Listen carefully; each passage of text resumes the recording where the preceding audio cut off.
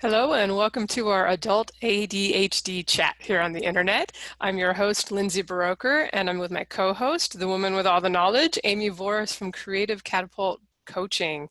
Hey, Amy, how are you doing today?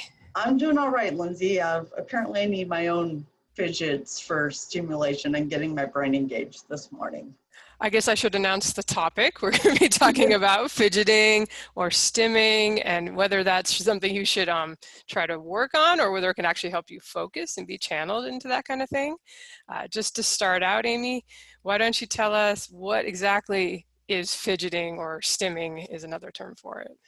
All right, so in the ADHD world, a lot of it is called fidgeting, but it's doing something with your hands or body motion, usually to help you engage or focus when something is boring or is hard to hold your attention.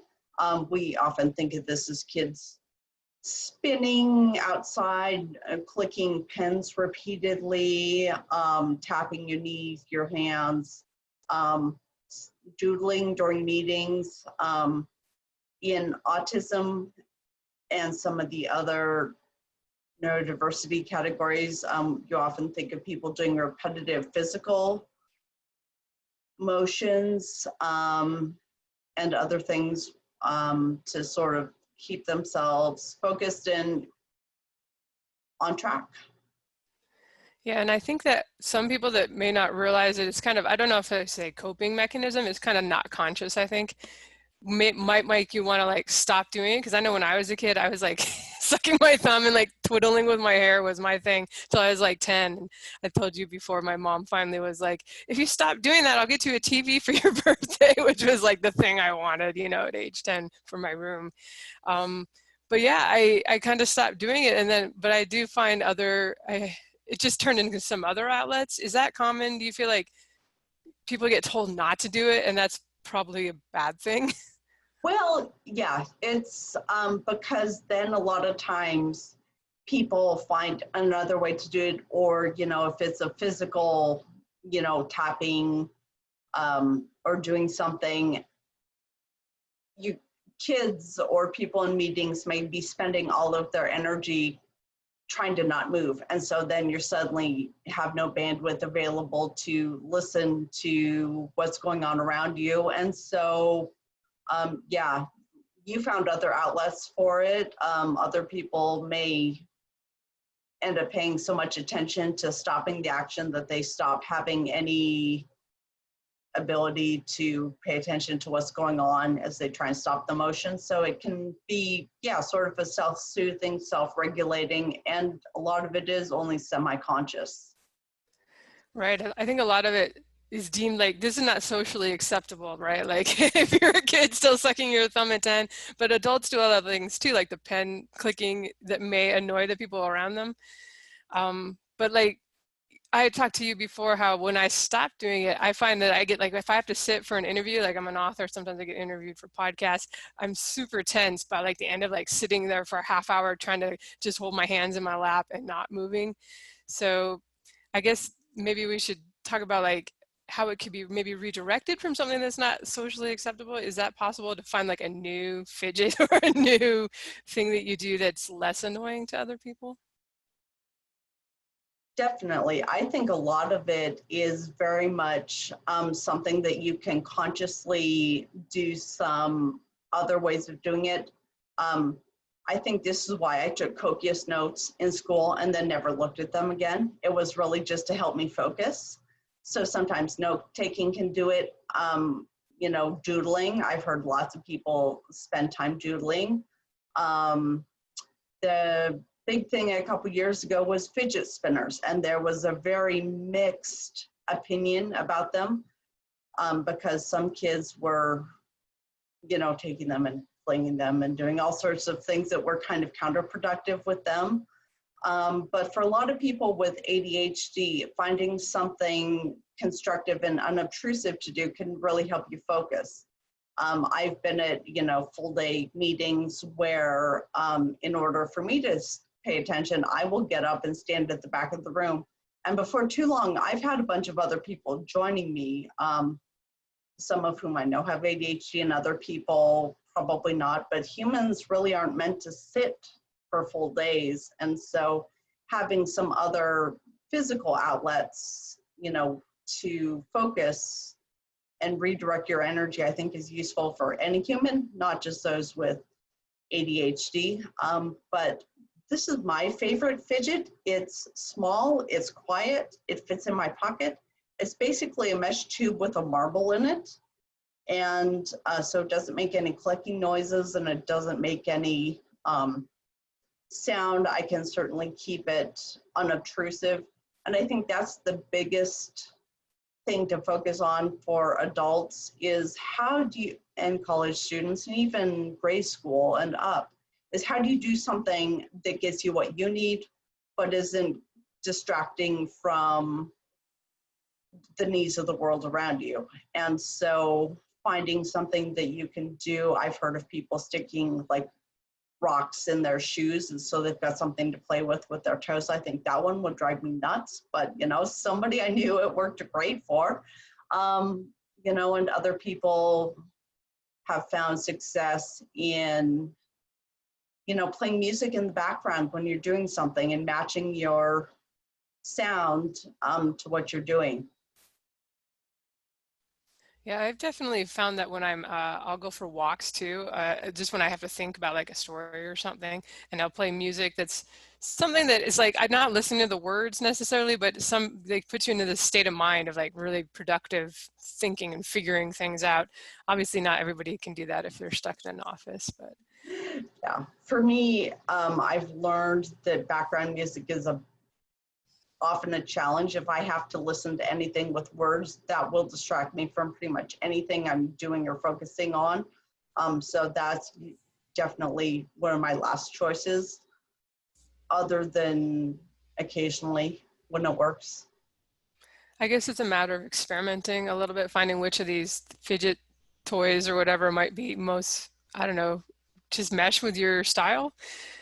I know with music, I can't do it when I'm actually writing. It's more of a thing that kind of helps me get into thinking mode. And I think walking too, if you can, I don't know, something about that forward momentum sense has always helped me focus when it's Yeah, doable.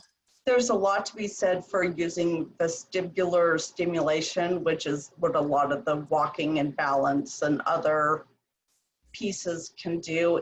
There's something about the way it engages the neurotransmitters and actually increases your serotonin and dopamine, especially if you tend to lack those, which a lot of people with ADHD have sort of weird distributions of it in our brain, which is just means we need some different stuff. So walking meetings can be fabulous.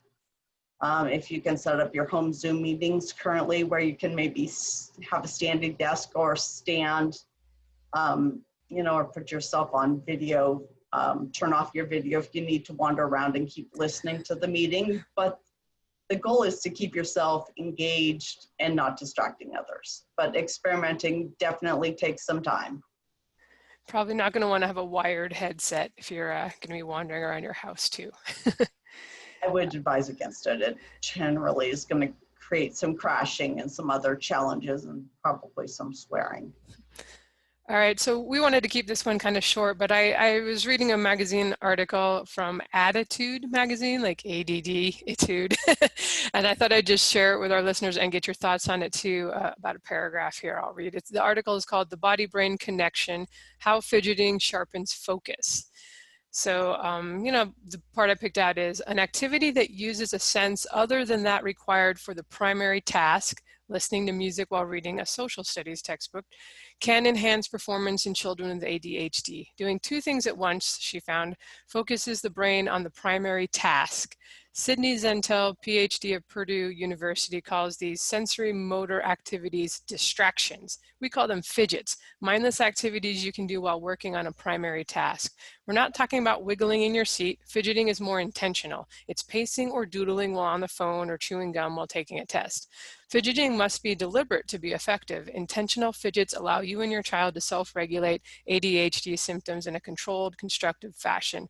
An effective fidget doesn't distract you from your primary task because it's something you don't have to think about. I love how these are always talking about children, but same goes, I would say, for adults, right? Yeah, there's a lot to be said for taking a lot of the advice that can be given for kids and translating it to ourselves as adults. I think fidgeting can be more effective when done intentionally. I'm not sure I entirely agree with the assessment that fidgeting has to be conscious or chosen. It can probably be more effective if it's chosen intentionally. But yeah, doing something that keeps you from being distracted from the primary task, again, walking while having a conversation, listening to music while reading, although part of that, again, just different senses for me apparently work differently than they did for some of these people. Chewing gum while taking a test, you know, or trying to write a report.